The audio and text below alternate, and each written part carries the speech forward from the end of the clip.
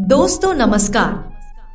आज हम आपको सुनाने जा रहे हैं भगवान विष्णु के कच्छप अवतार की कथा।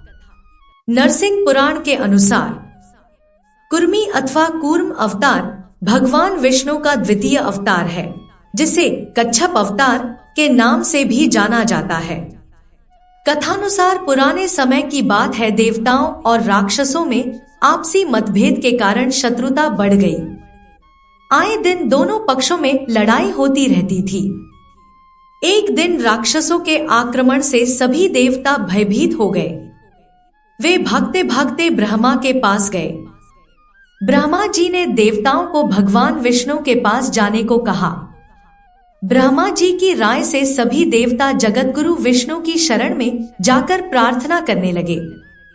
देवताओं की प्रार्थना से प्रसन्न होकर भगवान विष्णु ने कहा, देवताओं, तुम सभी दानव राज बलि से प्रेम पूर्वक मिलो। उनको ही अपना नेता मानकर समुद्र मंथन की तैयारी करो। समुद्र मंथन के अंत में अमृत निकलेगा। उसे पीकर तुम सभी सदा के लिए अमर हो जाओगे। यह कहकर भगवान अंतर्ध्यान हो गए। इस विशाल कार्य को मंदराचल पर्वत और नागराज वासुकी, नागराज शेषनाग के छोटे भाई के सहारे से ही किया जा सकता था। जहां पर्वत को मथिनी का डंडा और वासुकी को रस्सी के समान उपयोग किया गया। इस कार्य के लिए असुरों का भी सहारा आवश्यक था और इसके कारण सभी देवता आतंकित हो गए। लेकिन विष्णु भगवान ने उनको समझाया और असुर देवों के पूछने पर उनकी मदद के लिए तैयार हो गए, अमृत के लालच में। इसके बाद देवताओं ने बलि को नेता मानकर वासुकी नाग को रस्सी और मंदराचल को मथनी बनाकर समुद्र मंथन शुरू किया। परंतु जैसे ही मंथन शुरू हुआ कि मंदराचल ही समुद्र में डूबने लगा। सभी लोग परेशान हो गए। अंत में निराश होकर लोगों ने भगवान का सहारा लिया। भगवान तो सब जानते ही थे। उन्होंने हंसकर कहा, सब कार्यों के प्रारंभ में गणेश जी की पूजा करनी चाहिए। बिना उनकी पूजा के कार्य सिद्ध नहीं होता। यह सुनकर वे लोग गणेश जी की पूजा करने लगे। उधर गणेश जी की पूजा हो रही थी, इधर लीलाधारी भगवान ने कच्छप रूप धारण कर मंदराचल को अपनी पीठ पर उठा लिया। तत्पश्चात समुद्र मंथन शुरू हुआ, जहां एक तरफ असुर थे और दूसरी तरफ देव थे।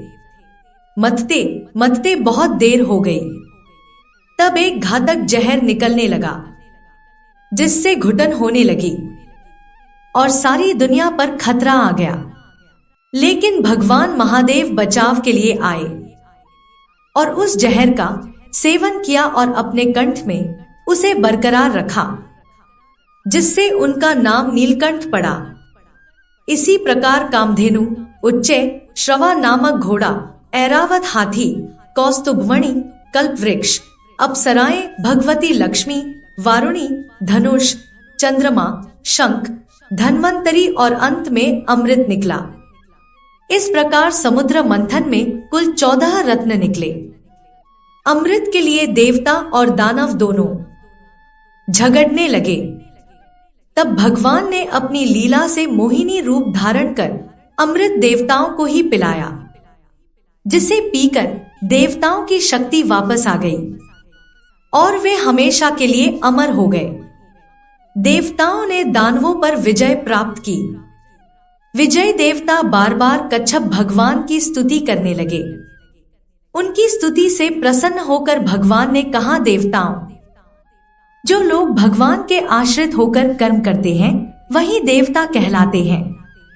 उन्हें ही सच्ची सुख, शांति और अमृत या अमृत तत्व की प्राप्ति होती है।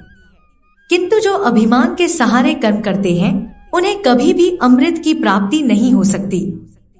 यह कहकर भगवान कच्छप अंतर्ध्यान हो गए। भक्तों के परम हितैषी कच्छप भगवान को हम सब नमस्कार करते हैं।